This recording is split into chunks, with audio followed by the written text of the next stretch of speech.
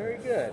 So you're the man with all the answers. I'm the man with them, but I don't share them. That's the thing. You know, it's all closed off here.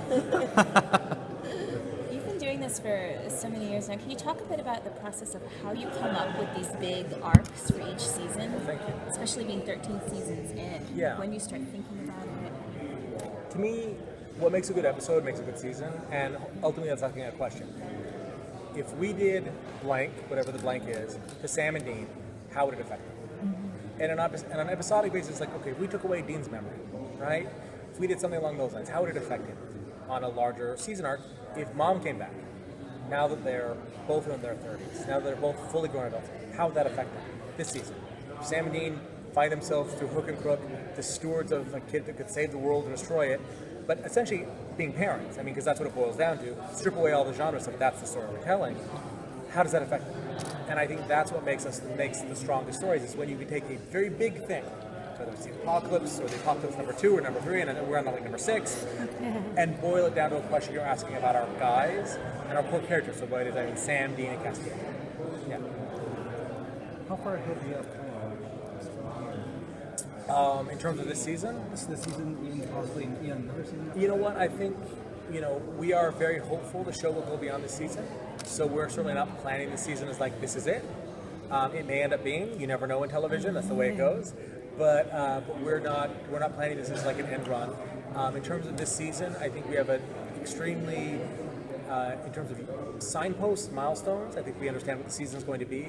In terms of more specific thoughts, we're through about half the season.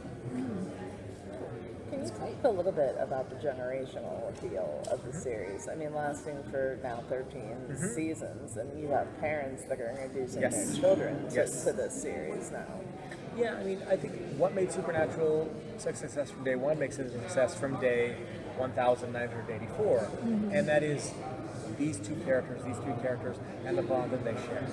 And what's been really awesome for us is that having Netflix and things like that, you know, we were just down the autograph line and a girl comes through, she's 12 years old, you know, but she's watched every episode because her mom got her into it, exactly like what you said. So it's a matter of, you know, that's what makes it appealing, and then it's a matter of having a show that people can, is very accessible. Because, you know, when I started on Supernatural, so I was doing it season 4, like the only way to get it was go out and spend $150 on DVD sets. And now your Netflix subscription, it's all there. And not only that, you get it, you watch the first episode, you go online, you go on Twitter and Tumblr and whatever, and you type in Supernatural, and there's a whole community waiting for you.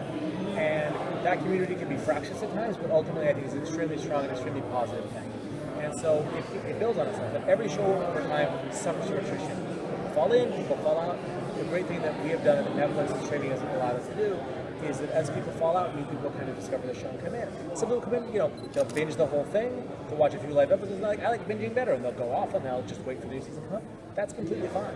You know, and it allows people to consume the show in their own way, which I think, again, broadens the audience base. In the first half of the season, since you kind of got it mapped out, is there something that's coming up that you can't wait for the fans to see? And can you point us in the direction of when that will? I would say that there is something in episode 4 that I'm extremely excited about, and I think the fans will be very excited about too. And then coming in the second half of the season, but we've done it already, the animated episode I think people will be very excited about. And then obviously episode 10, the spin-off, I very much hope people will be really excited about. So I think we've got a lot of really cool stuff in the wings this year. So seeing as Jeffrey Dean Morgan and Jensen keep up the father-son banter on Twitter, any chance that you'll make a cameo this season? I don't know that it will be this season. I hope before the show ends we can make that work. I mean, Jeffrey Dean Morgan is like an awesome actor, and we would love to have him back. He's a little busy, but we would love to make something of that work. And it feels like as the story winds down, whenever that is, and again, I don't know that it's going to be this season. I hope not. I think there are more stories to tell. That is a loophole that needs to be closed. Yeah. You mentioned in the panel that Missouri Mosley is coming back. Yes. Is that the first half of the season? Yes, that was episode 3. Yes. That's great. Talk a little bit about the challenge with Jack and making sure his story doesn't too much mirror Amara's. Yes, I think the core difference between the two of them is that Amara came back with an extremely specific agenda. She was not new to this world. I mean, she was new to the world, but she was this ancient entity. she's like, I'm back, I want to find and kill God. Like, she had a very strong line throughout the entire thing. I think Jack is much more Blake's side. And I think Jack is someone who, you couldn't talk Amara into anything. Crowley tried to, like, raise her, but it didn't work because she was her own person. Jack is someone who the boys can influence, and I think that can be good and that can be bad. Because Sam and Dean are great heroes, and they have a lot of very positive qualities, but they have qualities that maybe aren't so positive too.